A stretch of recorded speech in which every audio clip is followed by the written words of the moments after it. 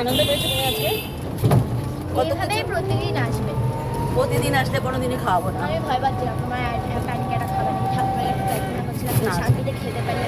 আজকে প্যানিকাটা খাইনি, তবু ওষুধ সঙ্গে নিয়ে এসেছি, কারণ আমার প্যানিকাটা খাওয়াই তো রাস্তাঘাটে কত কিছু খেলো জানো। আমি বলছি আলু কাবলি, ফুচকা, চিপস, মুড়ি মাখা, ছোলা মাখা, এখন গিয়ে যদি আইসক্রিমের দোকান খোলা থাকে তাহলে আইসক্রিম।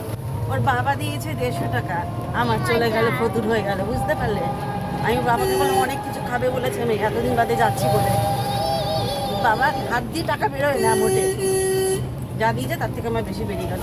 গিয়ে নিতে হবে। আবার মিশোর থেকে একটা চাদর এসছে, সেই টাকাটাও নিতে হবে। ওটা আমার টাকাটা না, তোর চাদর অর্ডার দিইনি আমি।